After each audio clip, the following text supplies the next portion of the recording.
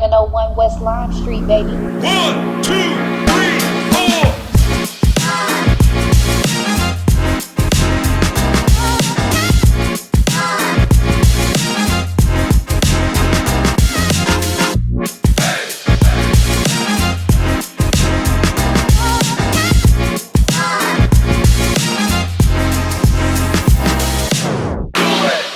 Testing 1, 2. This is a test of the emergency broadcast system. You ready? Yes, sir. All right. This is welcome back, guys and girls. It's episode 3 of Mondays with McGriff. We're gonna get right to it with our soapbox issues. I think we're gonna start with soapbox issues. First of all, prayers up to the Auburnell Bloodhounds with the loss of their family member Carter Cuff. Prayers up to and support to his mom and his grandmom and his family.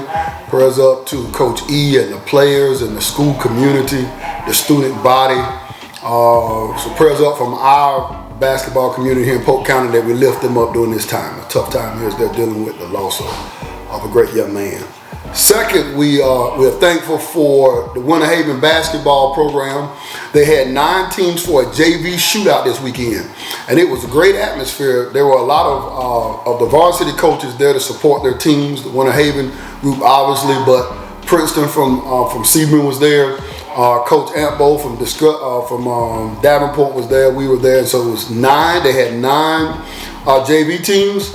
Okay, and guys, the job that the coaches in the community are doing and investing in the kids of the community are terrific. So shout out to Coach Woodside, Coach Curtis, Coach Jamie, had their players, their varsity players out there working the concession stand, organizing and running the JV tournament. 9 JV teams got 2 games in. It was great competition. I know our JV went 1-1. There was some JVs that went 2-0, but just the time spent for those guys to put that together, pretty awesome. I know Coach Hen won one in January, so hats off to Coach Woodside and his staff with the JV event.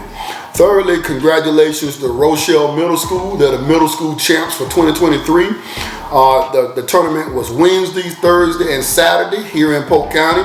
There were 18 teams in the event, 18 teams. So shout out to Rochelle on winning it. A great job by Coach Trip Wallace from our staff. He's the Bartow Middle School athletic director in addition to being the head coach for the middle school and the JV assistant. He also is the Bartow Middle School athletic director. He kind of puts it together. He kind of puts the tournament together, seeds them, gets the teams to sign up, things like that. So shout out to Coach Tripp for helping organize it, and then also shout out to Coach B, Coach Wheelans Bovier from Discovery, because he gets his 2 gyms over there, Discovery Middle School and Discovery High. He also got, I think, Denison and one of the gyms over in Winter Haven that helped run the event. So thank for the Coach Tripp, thank for the Coach B for organizing, putting it together, and running a middle school event last week. I want everybody to know the purpose of sports. People get it twisted. Parents and players are all about scholarships now, and I want to go D1. And guys, coaches want players to go D1. We want players to get scholarships. The purpose of sports in high school, the purpose of sports in middle school, the purpose of JV is number 1, the enrichment of the kid, to provide another avenue for the kid to stay out of trouble, to learn the discipline, structure that he or she needs to be a productive citizen. And so I want to shout out these coaches because they're doing a great job of providing avenues. You got 18 teams, you got 9 teams, 27 JV and middle school teams playing, staying out of trouble, learning discipline, learning how to play together, and it's a lot of sacrifice for the coaches. So hug your coaches. Let them know they're doing a good job. It's a thankless job, and the coaches are doing a good job. Last up before we go, congratulations to Coach Hen and all those guys that play basketball that were on the state championship football team for the Lakeland Dreadnoughts. They won it. Their second straight state title. I think it's 9 for the Lakeland Dreadnoughts. The first one without Coach Castle. So congratulations to all the football players and the head coach, the new head coach over there. But special congratulations for basketball to Coach Henderson and to all those guys that play basketball, that also play football over there. Congratulations, it's basketball season now, but congratulations to you all. All right, so we're ready to kind of review last week, okay? The Yellow Jackets we were 1-3 coming into the week. We got to 3-3. We started off on Tuesday. I think it was a 79-51 victory at Ridge. A 79-51 victory at Ridge. I want to say good job to Coach Don Skipper. In the previous episode, in episode 2, we kind of talked about the banner sponsors we had. I want you to know that Coach Skipper has 30 banner sponsors over there. I went over there and I was sitting down before the game and I was counting them. He had 30. And so he's doing a good job of getting his community involved and getting them to support the team. So 30 banner sponsors. So anyway, we won the game 79-51. It was our second one of the season. Coach Skipper's kind of rebuilding and things like that. So it was a close game. The final score does not indicate how close it was. It was a 4 or 5 point game with about 3 minutes to go in the third quarter. Watch the tape. Okay, so some people that did well, and I'll give you some statistics on why we won the game. First of all, we talked the previous episode about making some adjustments, that we got to get our team to play a little bit better offensively. That we the week before against Santa Fe, we had 27 turnovers, that we could not have the turnovers. And so we made a few adjustments in the lineup and a few adjustments with minutes. One of the adjustments we made is a freshman named Messiah Borders. We got him a few more minutes. He responded. He had 8 points, but a season high for anybody that's a Yellow Jacket. 9 assists. He had 9 assists and only 2 turnovers. So you're talking about a freshman that we gave a few more minutes to. He got 8 points, but the key, 9 assists, 2 turnovers, and 3 steals. And so his ability and willingness to pass the ball became infectious for the rest of the Yellow Jackets. Where the week before, the ball was kind of sticking, 27 turnovers. This week, he's got 9 turnovers. Our turnovers in that game went down to 13, from 27 to 13. We had 21 assists on, I think 20 assists in that game on 31 made baskets. Okay, so give Messiah Borders, we gave him a few more minutes. He accepted the challenge. Really did a good job of moving the ball. Was a willing passer, and because he was a willing passer, the other guys started to move the ball around. So great floor game by him. Okay, another guy who really had a good game, a good third quarter. Daniel Thompson had a good game the week before against Lake Region. Had another solid quarter with 14 points and 5 rebounds. Okay, but really during the stretch where we spread it, he had a couple big shots. You know, most people that know Dan, they say, well, Dan is not good defensively. Well, I challenge you guys to watch the game and watch the effort that he's making to get better defensively and to get better on the boards. We've challenged him, and he's responded, and he's not perfect. He's making some mistakes, but he's doing a great job, and he had a great third quarter that kind of spread the lead. Also, I want to shout out Rick Felix. He had another 12 rebounds. They had 1 charge and 12 rebounds. So some statistics. I'm not a statistic guy, but sometimes they tell the story. Something I did not introduce last week that I want to introduce this week that's really important, fans. Points per possession.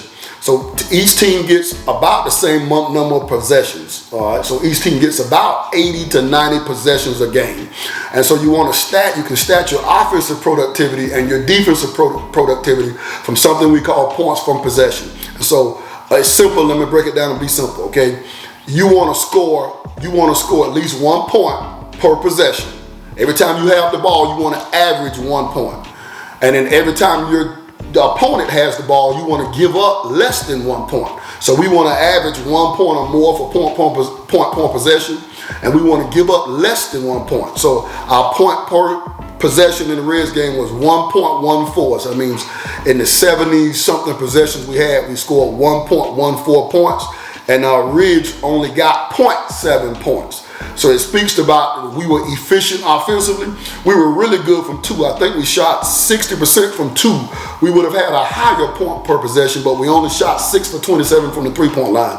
We'll talk about that in the next game. So we're still struggling from the 3-point line, but not worried about that. We're getting good shots. Okay, so point per possession, 1.14 for us, 0.7 for Ridge, 20 assists on 31 made baskets. Our turnover percentage, which is, okay, another thing we're introducing today. So turnover percentage is how many possessions you have and what's the percentage of those possessions that end in a turnover. So our turnover percentage was 14.7%.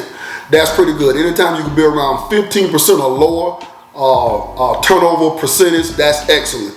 In the Santa Fe game, we were at 31% turnover percentage. So that's why we got our butt spanked. So down in, I'll check some stats from our state championship years, and we were between 14, 15, 16, sometimes 12 turnover percentage. So again, turnover percentage, how many possessions you have, how many end in a turnover, and we were right at 14.7%. That's pretty good. So great victory against Ridge. We needed it.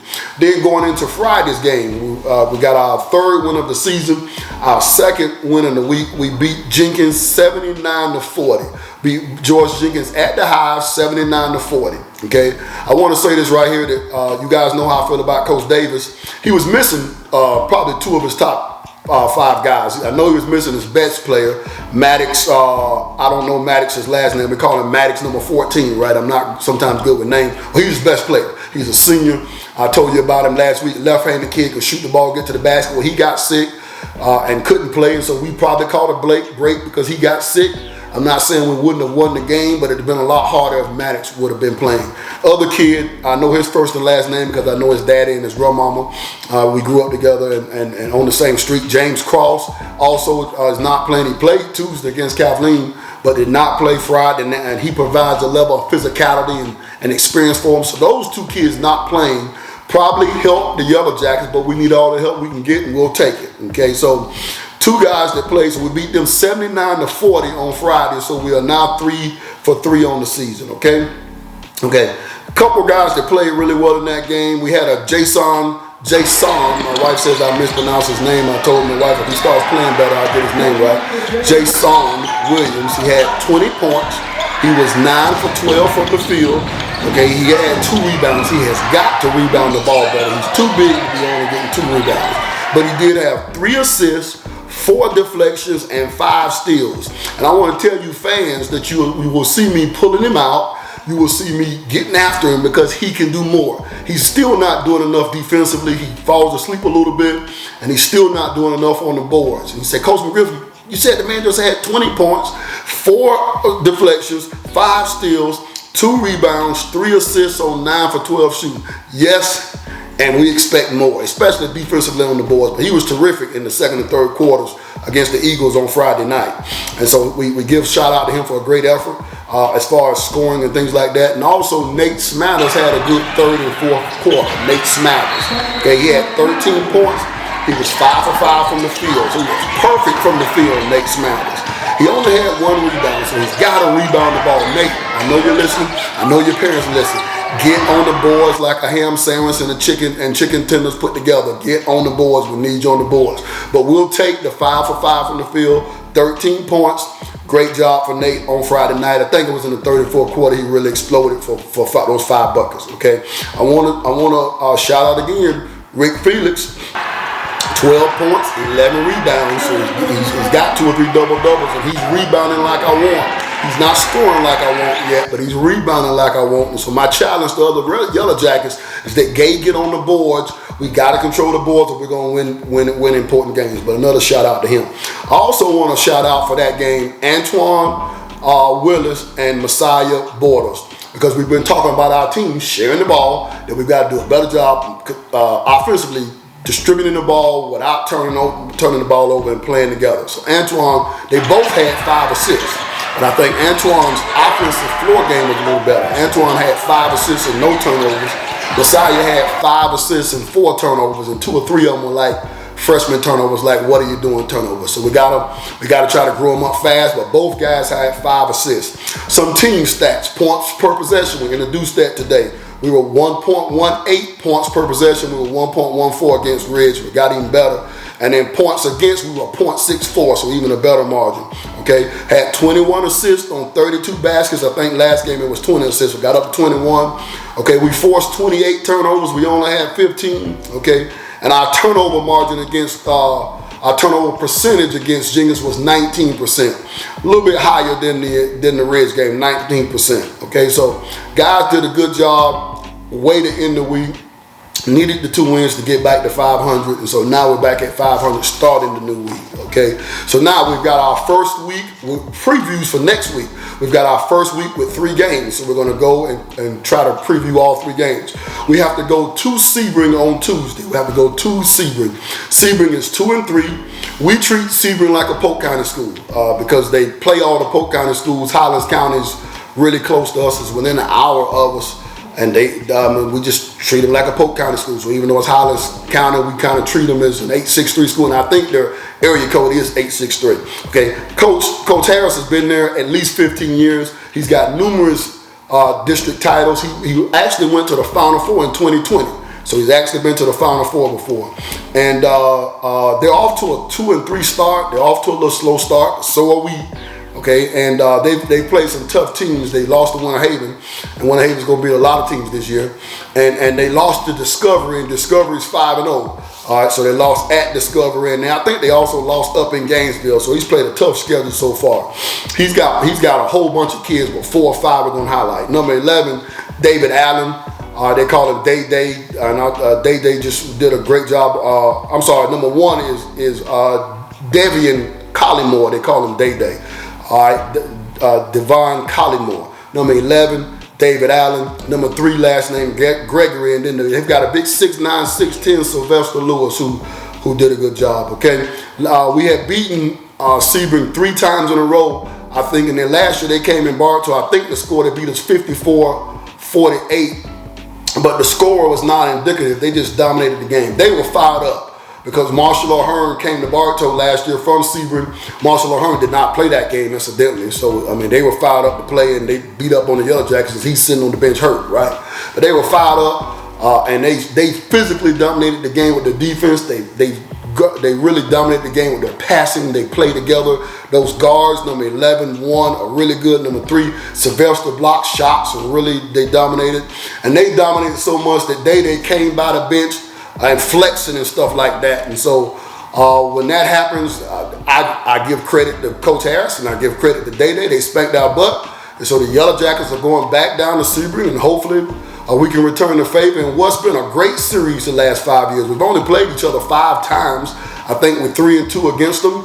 And we're really close to them. It's been a great series. Both of us have been to the Final Four the last few years. And so they just spanked our butt last year. They beat us on the board. They just straight thugged and punked us, and hopefully we don't get punked when we go down to Sebring on Tuesday. Okay, and then on Friday, we're going to Kathleen. First of all, it's a triple header. Our JV plays at 5 o'clock. The girls play Lakeland girls at 6:30, and then the varsity plays Kathleen's varsity at 8. So our JV plays at 5 and 8. Kathleen's girls play, I think, Lakeland at 6:30. It's at Kathleen. Okay, you guys who know the history of Polk County know I'm from Kathleen. I love that place. When I came to Bartow, they beat me here, there. And I say me, I mean the Yellow Jackets. And we've had some success the last few years, and we want to keep it going. Okay, so first of all, most of y'all also know Coach Shaw's my cousin. They're 0-3 this year. They're really struggling. He's had some defections. His cousin, the big kid, I forget his name, Isaiah or whatever his name is, he went back to St. Pete Gibbs, the 6'11" kid. I thought Shaw did a really good job developing him, and he went back to St. Pete Gibbs. He lost the Malachi kid, went over to Santa Fe Catholic. He also lost a couple of his guards that played last year back to Fort Meade. So he's the transfer portal, which we're all, I mean, if you're going to coach now, the transfer portal is a part of it, and sometimes the transfer portal giveth, and for Coach Shaw, the transfer portal is taken away. I've been on that side, losing Parker to Winter Haven and some other kids, and we've gotten some like Marshall last year and stuff like that. So he's lost 3 kids, and they're struggling a little bit, but they still got some firepower because they got Jeremy Nixon. He's got 20 points. He's averaging 20 points and 10 rebounds in 3 games. And he plays his best. He did not play a whole bunch last year because he was hurt, but he normally plays his best against the Yellow Jackets. He played with our youth program back in the day before he went to high school, and great kid. He knows some of our guys. We know him, and he's going to be ready to play. They've also got the 2 twins, the Grove boys. When the Jerome one, number 4, averaging 11 points and 8 rebounds. He's going to be ready to play as well as his brother. Then they've got 2 freshmen that are pretty good, Battle and Kelly. Kelly's number 23. His brother played at Kathleen and transferred to Lakeland the senior year, and then Battle was at Victory last year, and also as an 8th grade, and also playing varsity.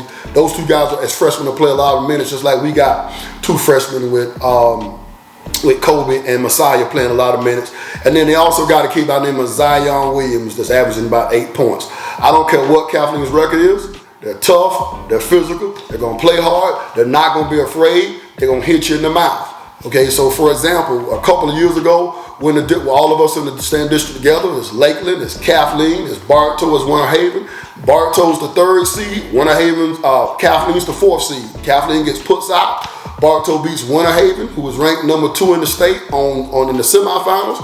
We beat Lakeland, who was ranked number 1 or 2 or 3 in the state on Friday. We win the district championship. Our reward for winning the district championship, Kathleen. But guess who gets put out?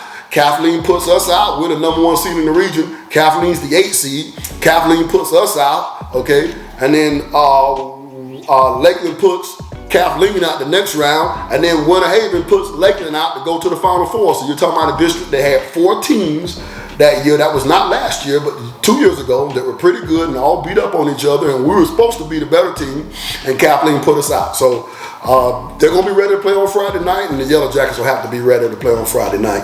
Our final game, we've got a matinee game on Saturday. Every couple of years, we get a 2-year series with different teams. We had a 2-year series back with Jesuit, Tampa Jesuit, back in the 19 and 20 seasons. And we gave it a couple years off, and then we renewed the series last year. We went to Jesuit last year and lost 60-57, and they're making a return favor back to us. We are 4-4 against Tampa Jesuit in my tenure at Bartow. So Jesuit 6-1 on the season. Their coach has won 700 games. He's been there 30-something years. He's won 700 games. He's won a state championship, been in the Final Four, I think, 4 times. Okay, and Jesuit does what Jesuit does. They switch defenses. They play 2-3 zone. They play 1-3-1 zone. They'll play 3-2 zone. They'll play man-to-man. They'll run and jump you in the full court. They'll 2-2-1 trap you. So they do a lot of stuff defensively. They also do a lot of stuff offensively. They'll flex. They run different variations of flex. And if we need to one day break down what the flex is, we will. They set good ball screens. They space you out and run spread ball screens for their guards, so they're an excellent team. They've got 2 players they've got a whole bunch of players that are really good, but 2 players, these 2 guards killed us last year in their back. And number 1's name is Chris Malar. Number 2's name is Nate, and I'm not going to pronounce his last name, but 1 and 2. Number 2's averaging 19 points. Number 1's averaging 15 points, and they both, in the 60-57 win last year, we couldn't stop them, and we've had problems stopping people, good people, good teams. Okay, and it's got another couple of kids, but we'll shout out number 33, Hanlon. So Jesuit's going to be a tough match. It's a 2 o'clock tip off. So we've got JV at 12:30. We've got varsity at 2 p.m. on Saturday in Bartow. So that's our preview for the week. So we're going to Sebring, tough place to play on Tuesday. We're going to Kathleen, tough place to play on Friday. Jesuit comes to us on Saturday in the Saturday matinee, 2 p.m. varsity start. It's a tough team to play. So it's a heck of a way to go to the Christmas break for the Yellow Jackets. Okay, so that's our preview for the week. Before we get to some questions, I want to say that on Thursday, the Florida Gators are coming to the Lakeland Center. They're coming to the RP Funding Center. They're coming to the White House, or whatever you want to call it. We call it the White House, okay? And the Florida Gators basketball team plays East Carolina. I believe they play at 7 o'clock at the Lakeland Center on Thursday, at the RP Funding Center on Thursday. It's always special when one of the big boys, Florida State, Miami, come to town. But it's more special because we got a Polk County kid, a Lake Wells. He's from the city of Lake Wells, but we're proud that he's a Bartow Yellow, and he's proud that he's a Bartow Yellow Jacket alum, Walter Clayton, who's having a terrific season. He's their best player. So he's at the University of Florida, and he's their best basketball player. And we're not talking about football now, we're talking about basketball. He's coming back. It's like a home game. And so we need you all from Polk County. This is not just a Bartow thing or a Lake Wells thing. All you guys, this is a Polk County thing. Everybody, all the parents and players and coaches, if you're not playing on Thursday night, and we always say our kids, they want to dream of being Division I players. Well, here we've got a guy that's from Polk County, that's a Division I player at probably the flagship school in our state, the Florida Gators, coming to play at the RP Funding Center. I mean, it's within 40 minutes of, if you're in Haines City, it's 40 minutes away. Okay, so you guys come out. If you don't have a game, if you don't have practice, come out, support not just Walter because he's a Bartow Yellow Jacket, or if you're from Lake Wells because he's from Lake Wells, but come out because he's from Polk County and he represents Polk County. Anytime he gets a chance to shout out Polk County, he does it. So Thursday, 7 o'clock, Florida Gators basketball versus East Carolina. We're going to have as many Yellow Jackets as we can be there. I've talked to my Lake Wells folks, Bernie Hayes and company. They're going to try to have as many Lake Wells folks can be there. But if you're from Polk County, you know Walter Clayton, you know he represents Polk County.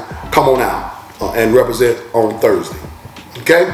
I'm from Lance Williams. You spoke on it about a few players you wanted to rebound better, like Jason Williams, things like that. The question is, how do you handle a player who is not performing up to expectations? I think we try to be consistent in the messaging. So we talked about, Lance, we try to be consistent in the messaging that if you want to continue to play high minutes, here's what we expect from you. So from a kid like Jay Sean, who's got all the physical ability to be a dominant rebounder, to play in a game and have 2 rebounds. And I hope he's watching. Matter of fact, I'm going to send it to him so he's watching.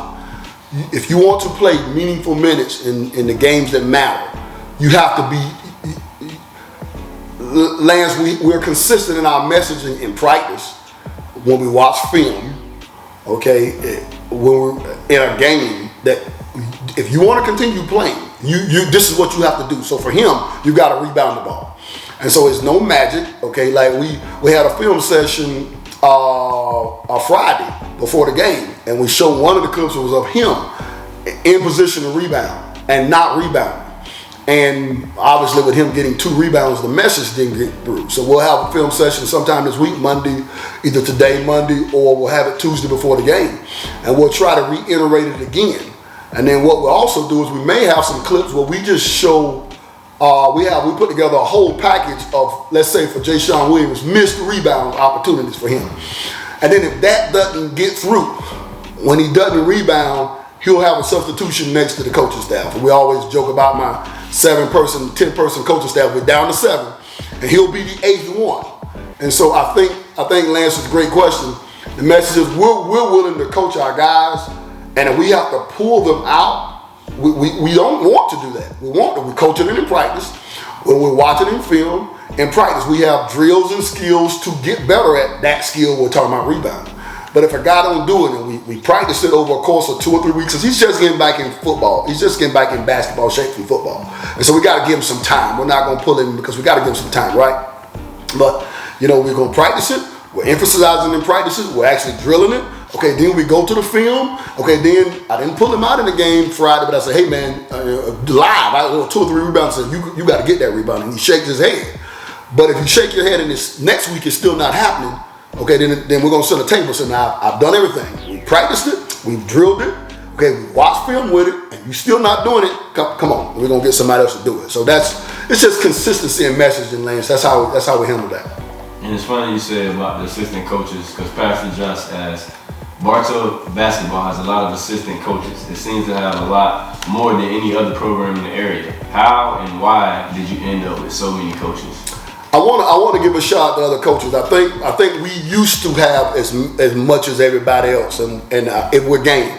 I was at Winter Haven Saturday, and they got Coach Woodside running the clock. They got Jamie running the book. They got Coach Kurt in charge of the hospitality room. Then they had the young coaches, Ish, and the other kid used to play for them. They're JV coaches there, Woodsides. They got 7 or 8 coaches there. They got as many as us now. Okay, Kenny Trott's in there, and he's got. And I heard there was some Facebook uproar from a certain Bartow lady to Kenny. So we don't do that in Bartow. We don't talk about other people in Bartow. We take care. We just only talk about ourselves. But Kenny's got 6 or 7 people. All right. Henderson's got a lot. Blicker's got over 4 or 5 now on his staff. So I think it's a misnomer that we have the most. We used to have the most. But if you looked at the game Friday, I think we had 5 and Kenny had 6. So he may have outnumbered us, right? Everybody's got a job. Okay, Coach Jones, he's a JV coach, and so he's a JV head coach, and he's the varsity assistant head coach. So he's there If in a situation that I wasn't there, he would be the guy that would be in charge and actually be the guy in charge. But he's JV head coach. Coach Austin's in practice every day. Okay, so he's kind of our offensive coordinator, the guy that kind of suggests plays, suggests adjustments that we can make during the game, right? Okay, Coach Tucker is in charge of weightlifting, in charge of conditioning. Okay, helps us with some of our defensive concepts. He has a great feel for kids. So if a kid's panicking, he has a great feel. Sometimes he's been with us so long, he's not an X's and O's guy, but he knows he can make suggestions, make suggestions for adjustments for the game.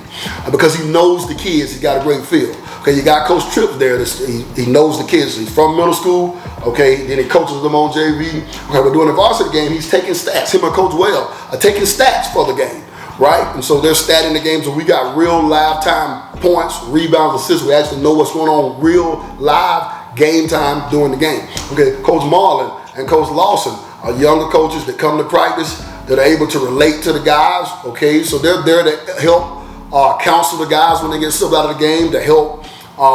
They also provide suggestions. Sometimes they don't tell them to me. Sometimes they tell them to Coach Austin and Coach Tucker. So everybody's got a role. But everybody's just not sitting there just like twiddling their thumbs. So everybody's got a job. I mean, do your job. And I tell my coach, now you do your job, I get on out and I can do it myself. But Pastor Roberts, that's kind of how we got there. My thing is, okay, here's the real reason the other reason why we got a lot of coaches. This job is not really a paid job. I mean, the $2.50 they pay me, they can keep, because by the time I feed kids and spend my gas running them around, that $2.50 is gone. So these guys, they give their time to serve the kids at the school and the community.